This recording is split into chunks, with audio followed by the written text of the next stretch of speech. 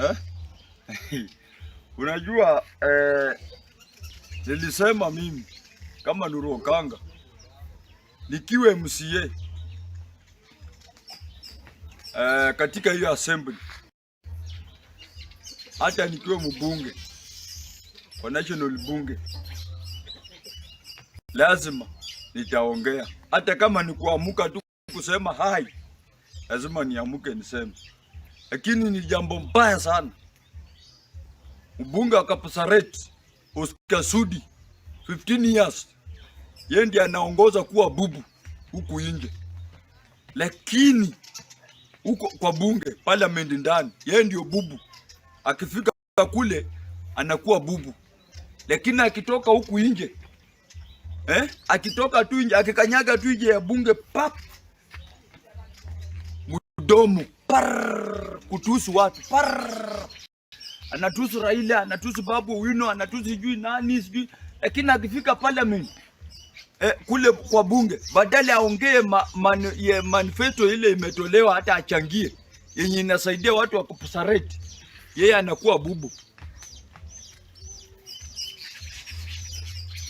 Lakini matusi kwa wabunge wote, matusi, Wezi.Sudi ndio number 1. Mimi nataka niseme hivi, mtu kama Pesa amejaguliwa kuwa bunge, ameenda bunge tamu ya kwanza, hata mwaka haijaisha, lakini uone kwa bunge venye Pesa amesumbua. Lakini mtu kama Wezi.Sudi 15 years hujaiongea kwa bunge, unapiga tu kelele, huku nje ni kutusiana tu. Mimi nataka niambie watu Wezi.Sudi, wale wanachagua wangu Wezi.Sudi, nyinyi wote ni wajinga kama Wezi.Sudi. Na kuna mwingine anaitwa Mandago. Mtu mwingine jina tu ati Mandago, sijui Mandago. Mandago amekula pesa ya mama yatima. Wamama nimeona juzi wanalia, wanasema wanataka pesa. Wengine wanalia 400,000, wengine wanalia 600, wengine wanalia 800, wengine hata 1.2. Watu wameuza mashamba, watu wameuza nini, ati Mandago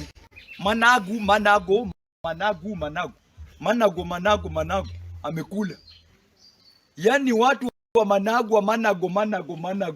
Mandago amedanganya watu ati sijui uza shamba nipeleke mtoto wako nje, sijui Mandago.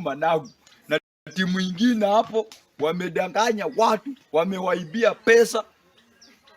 Kumbe hii corruption iko paka watu wenye wanaongoza. Mimi nilisema watu wezi hii Kenya, wezi number 1 ni Wakale njini. Uona Mandago amefanya watu, wameuza mashamba, wameuza ng'ombe, wameuza kuku, wameuza mabata ilikuwa zinataga, wameuza mayai. Ati Mandago anaambia watu ati nitapelekea watoto wenu nje, ati nitapeleka watoto Europe, nitapeleka watoto sijui Marekani, sijui nitapeleka watoto sijui Saudi Arabia, nitapeleka watoto Tanzania. Sasa pia nyinyi watu wa nini wa Rift Valley, nyinyi pia ni wajinga. Hapa Tanzania unauza shamba ati Mandago apeleke mtoto Tanzania. You are useless.